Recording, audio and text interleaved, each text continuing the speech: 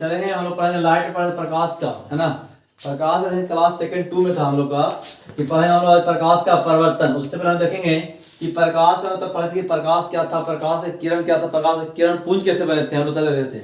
उसके अलावा देखेंगे प्रकाश में देखेंगे कि कुछ प्रकाश ऐसे होते हैं जो खुद को प्रकाशित करते हैं और कुछ ऐसे वस्तु होते हैं जो किसी दूसरे प्रकाश से क्या होते हैं, प्रकाशित होते हैं। देखिए हम लोग पाएंगे सबसे पहले अद्वितीय पदार्थ क्या है, सेल्फ लुमिनस क्या है। तो वैसे पदार्थ जो क्या करते हैं, स्वयं प्रकाश क्या करते हैं, उत्सर्जित करते हैं। स्वयं में तो कहे तो खुद, सेल्फ, है ना, खुद प्रकाश उत्सर्जित करते हैं। तो वैसे पदार्थ को क्या कहते हैं, आत्मदीप्त पदार्थ कहते हैं। जैसे आपका एग्जांपल हो जाएगा सूर्य, तारा, दीपक, है ना, इत्यादि से पदार्थ। जैसे आपका ये ट्यूबलाइट भी हो गया, क्या है, ये आत्मदीप्त पदार्थ है। दूसरा है आपका आदित्य पदार्थ। कुछ ऐसे पदार्थ होते हैं जो प्रकाश को उत्सर्जित नहीं करते हैं बल्कि दूसरे के प्रकाश की उपस्थिति में क्या होते हैं, वो दिखाई देते हैं। तो वैसे पदार्थ जो स्वयं प्रकाश उत्सर्जित नहीं करते हैं बल्कि दूसरे के प्रकाश की उपस्थिति में क्या होते हैं, दिखाई देते हैं। तो वैसे पदार्थ को मतलब बोलते हैं कौन सा पदार्थ,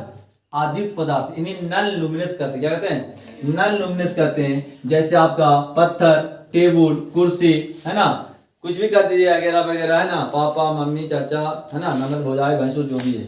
अगला देखें, अगला एक नोट क्वेश्चन कहा थे कि बहुत से लोग पूछेगा कि सूर्य तो आप मान ले कि इसको दीप्त पदार्थ कहते हैं, तो चंद्रमा भी तो चमका दिया, चंद्रमा भी तो लाइट आवा है। चंद्रमा से लाइट आता नहीं बाबू, बल्कि वो दूसरे की प्रकाश से क्या होता है, प्रकाशित होता है। तो याद रखेंगे कि चंद्रमा भी क्या होगा, दीप्त पदार्थ होगा कि आदित्य पदार्थ होगा, आदित्य पदार्थ होगा। चंद्रमा का अपना लाइट नहीं है, चंद्रमा का अपना लाइट नहीं है। और जिसका अपना लाइट नहीं तो पूछिए पर बोल पड़े थे ना, ग्रह कहलाएगा या उपग्रह कहलाएगा, उपग्रह कहता है। क्या कहता है, उपग्रह कहता है। तो ग्रह का डिफरेंस होता है प्लेनेट्स के, कि जो वैसे, है ना, वैसे आकाशीय पिंड जो सूरज के चारों ओर क्या करते हैं, परिक्रमा करते हैं। तो वैसे आकाशीय पिंड को हम लोग क्या बोलते हैं, ग्रह कहते हैं। और जो ग्रह हवा के चारों ओर परिक्रमा करे उसे उपग्रह कहते हैं। क्या कहते हैं, जो सूरज के चारों ओर करेगा वो ग्रह होगा और जो ग्रह के चारों ओर करेगा वो उपग्रह होगा, है ना। चल देखें, इसलिए चंद्रमा किसका उपग्रह है, पृथ्वी का एकमात्र उपग्रह कौन सा है, चंद्रमा है। अब हम लोग पढ़ेंगे प्रकाशिकीय माध्यम। कौन सा, प्रकाशिकीय माध्यम। क्या पढ़ेंगे, प्रकाशिकीय माध्यम। देखिए प्रकाशिकीय माध्यम है क्या, प्रकाशिकीय माध्यम है क्या।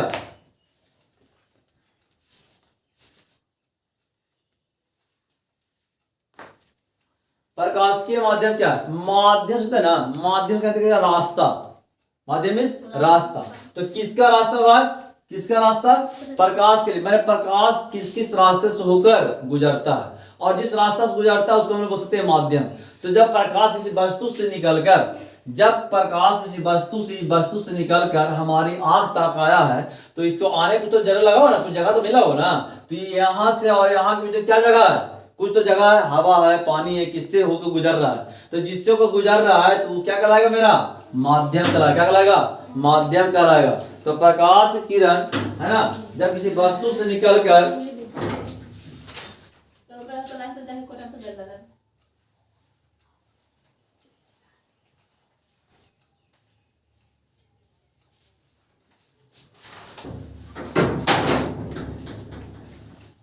चल देखेंगे थोड़ा सा, जब प्रकाश किसी वस्तु से निकलकर, है ना, हमारी आंखों तक पहुंचती है ना, कहां तक, हमारी आंखों पर पहुंचती है, तो जिस वस्तु से गुजरती है उसे क्या कहलाएगा, मेरा प्रकाशिकीय माध्यम कहलाएगा। तो प्रकाशिकीय माध्यम दो तरह के होते हैं, इन्हीं उसको बोलते हैं ऑप्टिकल मीडियम। मैंने किस मीडियम से गुजर रहा है। जैसे आप लोग पढ़ते होंगे, पढ़ते तो कहते हैं ना कि हम कुछ मीडियम पढ़ रहे हैं, आप इंग्लिश से पढ़ रहे हैं, हिंदी पढ़ रहे हैं, तो हिंदी मीडियम में होता है ना। तो उसी तरह जस्ट है, तो एक को बोलते हैं समांगी माध्यम, दूसरा को बोलते हैं विषमांगी माध्यम। समांगी को बोलते हैं होमोजीनियस मीडियम, जबकि विषमांगी बोलते हैं हेट्रोजीनियस मीडियम। और यही चीज आपको पढ़ेगा मेरा फिर मिश्रण में, मिक्सचर में, है ना, समांगी मिश्रण विषमांगी मिश्रण था ना। तो याद रखेंगे समांगी मिश्रण की वैसा माध्यम जिसके प्रत्येक भाग के गुण और बनावट कैसा होगा, बिल्कुल समान होगा। तो वैसे माध्यम को हम लोग बोलते हैं समांगी माध्यम। क्या बोलते हैं, समांगी माध्यम बोलते हैं। जैसे मैं कहे तो पानी, है ना, कांच, है ना, पानी है तो जल, कांच, ये कौन सा माध्यम कहलाएगा, समांगी माध्यम होता है। है ना। लेकिन जल में कहिएगा कि इधर गर्म जल और ठंडा जल, तो गर्म जल में प्रकाश का चाल कुछ है और ठंडा जल में प्रकाश का चाल कुछ हो जाएगा, नहीं अंतर। लेकिन हमरा कहना है कि समांगी माध्यम वही कहलाएगा जिसके सभी भाग का गुण और बनावट कैसा होना चाहिए, समान होना चाहिए। तो वैसे माध्यम को हम लोग कहें कौन सा माध्यम, समांगी माध्यम। अब आपसे कोई पूछेगा कि बाबू बताओ तो कांच कैसा माध्यम है प्रकाश का, तो समांगी माध्यम है, क्योंकि उससे सभी जगह की गुण और बनावट कैसी है, समान है। ऐसा थोड़ी है कि कहीं पे धुंधला बने, मोटा लग रहे, धुआं लग रहे, करिया लग रहे हैं, सभी जगह कैसा है, एक समान है, तो उसे माध्यम को बोलते हैं समांगी। क्या कहते हैं, समांगी। और समांगी के जस्ट उल्टा विषमांगी, है ना। तो वैसे माध्यम जिसके सभी जगहों का गुण और बनावट कैसा होना चाहिए, समान नहीं होगा, तो वैसे माध्यम को बोलेंगे विषमांगी माध्यम। हेट्रोजीनियस मीडियम कहे तो गर्म एवं ठंडा हवा, वो भी क्या होगा, कहीं गर्म हवा कहीं ठंडा हवा है, तो दोनों में रास्ता क्या चला, अलग अलग है। मिश्रण या कैल्साइट, क्या होगा, कैल्साइट, ये सब इस पदार्थ है इसमें, जिसमें क्या कहते हैं, विषमांगी माध्यम। क्या होगा, विषमांगी माध्यम। लेकिन जैसे ही उच्च कक्षा में जाइएगा, चाहे इसमें आपको पहले प्रकाश के अपवर्तन में, तो उसमें मिलेगा प्रकाश का माध्यम, तो उसमें प्रकाश के माध्यम आप पढ़ जाएगा ना, तो दो को मिलेगा आपको मिलने के लिए, एक सघन माध्यम और दूसरा विरल माध्यम। एक सघन माध्यम, दूसरा विरल माध्यम। देखेंगे सघन माध्यम क्या है और विरल माध्यम क्या है। आप कहेंगे सघन माध्यम किसे कहते हैं भैया, विरल माध्यम किसे कहते हैं, तो जिसमें प्रकाश का वेग यानी कहें तो वेलोसिटी चार्ज जो भी है उसका जो ज्यादा अति होगा, तीव्र होगा, तो वैसे माध्यम कहेंगे कौन-सा, विरल माध्यम। क्या कहेंगे, विरल माध्यम। और जिसमें प्रकाश का वेग यानी चाल सबसे कम होगी, तो उसे बोलते हैं सघन माध्यम। क्या कहते हैं, सघन माध्यम, है ना, समझे। जैसे हवा क्या है, एक विरल माध्यम है, हवा क्या है, विरल माध्यम है। तो हवा में प्रकाश की चाल क्या होती है, काफी अधिक होती है, नहीं जी, तो हवा क्या होगा, विरल माध्यम। जल क्या है, सघन माध्यम, उससे चाल किसके अपेक्षा, जल के, हवा के अपेक्षा जल में प्रकाश का चाल क्या होती है, कम होती है, नहीं था, क्या बताए थे, हवा में प्रकाश की चाल है लगे, हवा में प्रकाश की चाल कितना होता है, 3 × 10⁸ मीटर पर सेकंड, यानी 1 सेकंड में प्रकाश जो होता है दूरी भेद देगा, ये 3 × 10⁸ मीटर पर सेकंड, ठीक है। आगे देखें, आप प्रकाश के नेचर के अनुसार कुछ वस्तु ऐसे होते हैं जिससे प्रकाश क्या होती है, गमन कर जाता है, कुछ वस्तु ऐसे होते हैं जिससे प्रकाश का कुछ ही अंश गमन करता है, और कुछ पदार्थ तो ऐसे होते हैं जिससे प्रकाश का गमन होता ही नहीं है। तो 3 कंडीशन होता है। जैसे मान लिया कह दे कि जैसे ये पदार्थ है, ये पदार्थ है ना, नहीं पदार्थ है, तो कुछ क्या है कि मान लीजिए प्रकाश को हम गुजारे, तो कभी कंडीशन ऐसा होता है कि इससे पदार्थ से क्या होती है, प्रकाश जो है कि कुछ अंश पार हुआ और कुछ अंश उधर रह गया, तो उस पदार्थ को क्या है, कौन सा पदार्थ कहेंगे। कुछ पदार्थ ऐसे होते हैं जिससे प्रकाश को टेले, यहाँ से 100 ग्राम टेले और 100 ग्राम निकल गया पूरा का पूरा, तो वैसे पदार्थ को क्या कहेंगे। कुछ पदार्थ ऐसे होते हैं कि 100 ग्राम प्रकाश टेले आयन ने 1% ना निकला, यानी 0 ग्राम कुछ नहीं निकला, मैं जो मारा सब रह गया उधरे, तो वैसे पदार्थ को क्या कहते हैं, ठीक है। ये तीनों पदार्थों का कंडीशन देखेंगे, तो पहला नंबर में एक आता है पारदर्शी पदार्थ, जिसको ट्रांसपेरेंट बोलते हैं। क्या बोलते हैं, ट्रांसपेरेंट, पारदर्शी पदार्थ। पारदर्शी, पार माने आर पार, दर्शी माने दिखाई देना, कि वैसा पदार्थ जिससे प्रकाश क्या हो जाए, पूर्ण रूपेण से गमन कर जाए, यानी पूरा आर पार क्या हो जाए, पार कर जाए, तो वैसे पदार्थ को हम क्या कहेंगे, पारदर्शी पदार्थ कहेंगे, ट्रांसपेरेंट कहेंगे, क्या ट्रांसपेरेंट ऑब्जेक्ट कहेंगे। जैसे आपका कांच हो गया, कांच नहीं है, जैसे आप चश्मा पहनते तो भी तो कांच है, तो क्या उससे आर पार दिखाई नहीं दे रहा है, अब आर पार दिखाई तो सोचते है मारे गोली इधर, मार दो गोली इधर, है ना, पकड़े के भैंस पकड़ दो बैल, तो कांच क्या होगा आपका, पारदर्शी पदार्थ कहलाएगा। हवा क्या है, पारदर्शी पदार्थ है। पानी क्या है, फेंक दीजिए, पानी क्या है, पारदर्शी पदार्थ है। पानी क्या है, पारदर्शी पदार्थ है, समझ गए, ठीक है, पारदर्शी पदार्थ है। तो वैसा पदार्थ जिससे प्रकाश क्या हो जाए, पूर्ण रूप से पूरा के पूरा आर पार कर जाए, तो वैसे पदार्थ को पारदर्शी पदार्थ कहेंगे। दूसरा है अपारदर्शी, पारदर्शी का उल्टा क्या कर देंगे, अपारदर्शी। हम बताएं जिसमें आ लगल वो लपेट सपेट के ले गए, है ना। आ के मतलब है गया काम से नहीं, मैंने पारदर्शी का उल्टा कर देंगे अपारदर्शी, मैंने पारदर्शी नहीं, इसमें और पर होगा नहीं होगा। तो वैसे पदार्थ जिससे प्रकाश का गमन और पर नहीं होता है, तो वैसे पदार्थ कौन कौन पदार्थ कहेंगे? अपारदर्शी पदार्थ। जैसे इससे हम प्रकाश को कैसे छेकेंगे तो क्या और पर गमन होगा? नहीं ना, है ना। तो ये पदार्थ कौन सा पदार्थ कहलाएगा? पारदर्शी कहलाएगा या अपारदर्शी कहलाएगा? अपारदर्शी कहलाएगा, है ना, है ना। और क्यों कहलाएगा? नहीं कहे तो पत्थर हो जाएगा, ईंट हो जाएगा, या आपका ब्लैक बोर्ड हो जाएगा, व्हाइट बोर्ड हो जाएगा, जिससे प्रकाश आर पर गमन होगा नहीं होगा। तो ऐसे पदार्थ को क्या कहेंगे? अपारदर्शी पदार्थ कहेंगे। तीसरा एक ऐसा पदार्थ है ना तो पूरा पूरा पार होगा और ना एक गुना पार होगा। कहने का मतलब है कि वैसा पदार्थ है जिसमें से कुछ कुछ पार होगा और कुछ कुछ पार नहीं होगा। माने प्रकाश का कुछ ही अंश पार करेगा और कुछ अंश पार नहीं करेगा। तो पार तो हो रहा है ना, वैसे वस्तु कौन सा वस्तु कहेंगे, कौन सा पदार्थ कहेंगे? तो देखेंगे पारभासी पदार्थ, है ना, ट्रांसलूसेंट किसे कहते हैं? कि वैसा पदार्थ जिससे प्रकाश का कुछ अंश, जिससे प्रकाश का कुछ अंश यानी कुछ भाग गमन कर जा और कुछ भाग गमन ना करे, तो वैसे पदार्थ को हम लोग बोलते हैं पारभासी पदार्थ कहते हैं। कैसे कहते हैं? पारभासी पदार्थ कहते हैं। जैसे तेल लगा हुआ कागज, जैसे कागज को देखिएगा, जैसे आप कागज देखिए कागज है, जैसे कागज है ना, इसमें से कागज को फाड़ लीजिए, ऐसे देखे तो दिखाई नहीं देगा। लेकिन जब इसमें आप समोसा वमोसा खाते होंगे ना, देखिए क्या जाता है, तेल लग जाता है, और उससे देखिए तो हल्का धुंधला दिखाई देगा। कैसे दिखाई देगा? मैंने साफ दिखाई नहीं देगा बल्कि धुंधला दिखाई देगा। इससे साफ जाहिर है कि प्रकाश का कुछ ही अंश माने क्या हो रहा है? पार हो रहा है। तो वैसे पदार्थ को हम लोग बोलेंगे पारभासी पदार्थ। या कांच देखें, कांच तो साफा कांच हम देखते थे, लेकिन जो कांच घिसा जाता है ना, घिसा हुआ कांच पत्थर पर लगा देखें तो दिखा देती, धुंधला दिखाई देगा। तो घिसा हुआ कांच को भी हम कुछ कहेंगे? पारभासी पदार्थ कहेंगे। और जब घिसा हुआ कांच नहीं रहेगा तो क्या कहलाएगा? पारदर्शी पदार्थ कहलाएगा। क्लियर?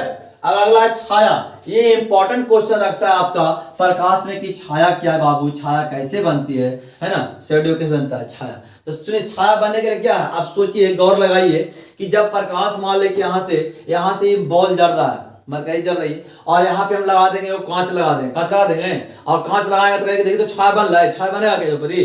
बनेगा छाया? नहीं बनेगा। क्यों नहीं बनेगा? कि छाया बनने के लिए आपको एक ही कंडीशन है कि जब प्रकाश इधर से आ रही है ना, तो उसके पथ में, उसके रास्ते में क्या करेंगे? रुकावट रोकेंगे, प्रकाश को रोकेंगे तब ना छाया बनेगा जी। यहाँ प्रकाश को तो रोक नहीं रहे, तो उसको रोकने के लिए क्या करेंगे? जैसे मान लें कि प्रकाश इधर से आ रही, बॉल जल रहा है, और यहाँ क्या करेंगे? देखिए रोशनी आ रही है, इसको कुछ हम लगा दिए, तो प्रकाश के गमन तो ये, यहाँ कांच आते थे गमन होता, पार न कर देता, तो यहाँ गमन नहीं हो रहा, तो नहीं हो रहा। तो जब प्रकाश के विपरीत साइड में क्या हो गया? अंधेरा सा भाग बन गया, तो इसको क्या बोलते हैं? ये क्या बन रहा है आपका? यही छाया है। क्या है? ये छाया है। तो छाया कैसे बना? तो बताएंगे कौन सा वस्तु हुआ? छाया क्या बनेगा? ये पारदर्शी था क्या अपारदर्शी था? अपारदर्शी ना। तो इसलिए परिभाषा बन गया बाबू कि जब प्रकाश के गमन पथ पर, गमन माने चलने वाला रास्ता पर, जब प्रकाश के गमन पथ पर कैसा वस्तु धर देंगे? अपारदर्शी वस्तु रख दी जाती है, तो उसके विपरीत साइड में, उसके पीछे वाले भाग में जो अंधेरा सा भाग बनता है, उस भाग को हम लोग, वो क्षेत्र को हम लोग क्या कहते हैं? छाया कहते हैं। क्या कहते हैं? छाया कहते हैं। और ये छाया वो काम करेगा। छाया से कहते हैं कि इसको प्रकाश हम लोग पढ़ेंगे, प्रतिबिंब के रूप में देखेंगे। ठीक है? अब यहां से आपका एकदम बिल्कुल क्वेश्चन इंपॉर्टेंट शुरू होता है। क्वेश्चन शुरू होता है कोई कि प्रकाश का परावर्तन, प्रकाश का परावर्तन, रिफ्लेक्शन ऑफ लाइट। प्रकाश का परावर्तन है क्या, समझेंगे। तो हम बताए थे प्रकाश और परावर्तन होता है लौटना। क्या होना? लौटना। तो कोई भी चीज लौटेगा क्या? जब टकराएगा तब ना। हम गेंद को फेंकेंगे दीवार में तो गेंद कब लौटेगा? जब उसमें टकराएगा तब ना। कि पहले ही जैसे आधे से लौट जाती, जब तक वो टकरा जाता लौटेगा? वो नहीं लौटेगा। तो जब प्रकाश क्या होती है? जब प्रकाश की किरणें, है ना, किसी स्रोत से चलती है तो किसी चिकनी और चमकीली सतह पर टकराने के बाद वापस उसी दिशा में लौट जाती है, तो ऐसी घटना को हम लोग क्या कहते हैं? प्रकाश का परावर्तन कहते हैं। जब प्रकाश के किसी माध्यम से चलकर, है ना, किसी चिकनी और चमकीली सतह पर पड़ती है, टकराती है, तो वापस उसी दिशा में जेने से आया था उसी दिशा में चल गया, तो ऐसी घटना को हम लोग प्रकाश का परावर्तन कहते हैं।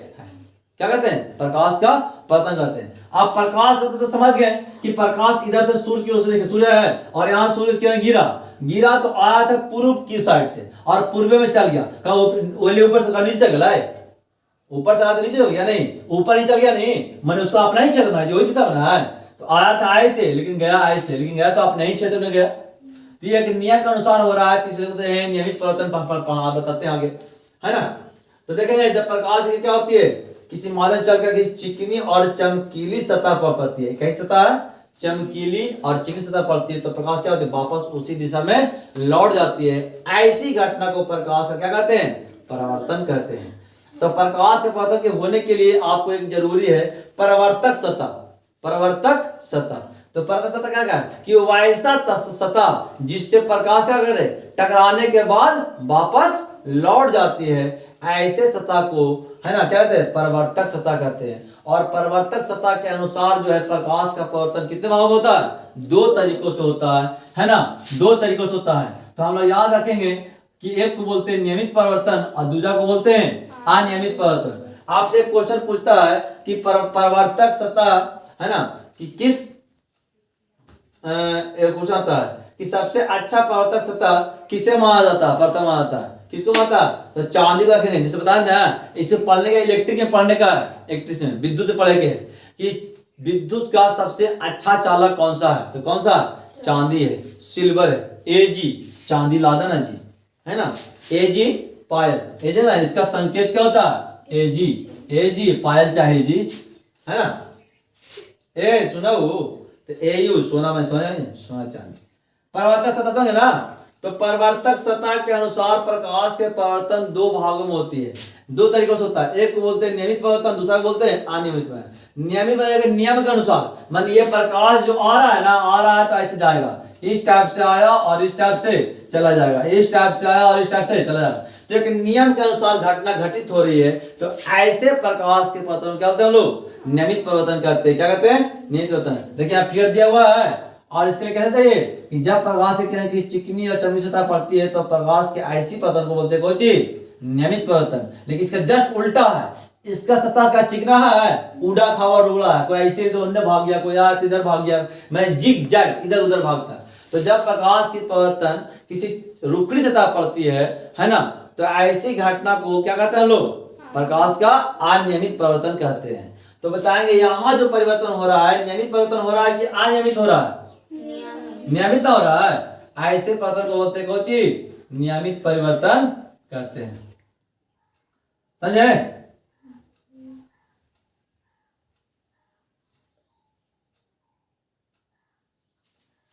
अब देखें प्रकाश के परिवर्तन कहते हैं। अब प्रकाश के परिवर्तन में जो किरण गिरती है, यह सब किरण को कौन सा मुख्य बिंदु देते हैं, तो जो प्रकाश स्रोत से जो किरण आगे पड़ती है ना बाबू, गिरती है दर्पण पर, सतह पर, तो जो किरण आगे दर्पण पड़ती है, चिकनी सतह पर गिरती है, तो वैसे किरण को हम लोग बोलते हैं आपतित किरण, इंसिडेंस रे बोलते हैं। क्या बोलते हैं, आपतित किरण। आपतित, पतित माने गिरना, पतित माने गिरना, कहते हैं वृक्षात पत्ते पतंती, माने वृक्षात, वृक्ष से पत्ते क्या होते हैं, गिरते हैं। तो देखिए पतित माने गिरना, तो जो किरण आगे गिर रही है, तो आगे गिरने वाली किरण को बोलते हैं आपतित किरण।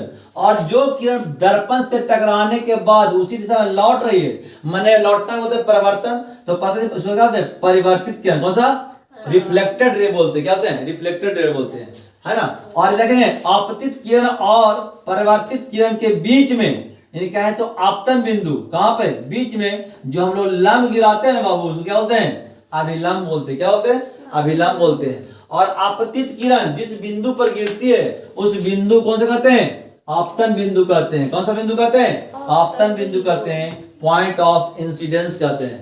ठीक है, अब इसमें एक चीज और रखेंगे कि आपतित किरण और अभिलंब के बीच कुछ कोण बन रहा है, कोण बन रहा है ना, तो आपतित किरण और अभिलंब के बीच में जो कोण बनता है, वैसे कोण को बोलते हैं आपतन कोण। आपतन कोण इसलिए कहते हैं क्योंकि किससे बन रहा है, आपतित से, तो आपतित से आपतन कर देंगे, आपतन कोण। क्या बना, आपतन कोण। और तो आगे किरण से बन रहा कोण, वहां अभिलंब क्या हो गया, दोनों के लिए कॉमन हो गया, इसके लिए इसके लिए दोनों के लिए। लेकिन जब किरण जा रहा है ना, तो जाने वाला किरण कौन है, परिवर्तित किरण है, तो परिवर्तित किरण से बन गया कौन सी कोण, परावर्तन कोण।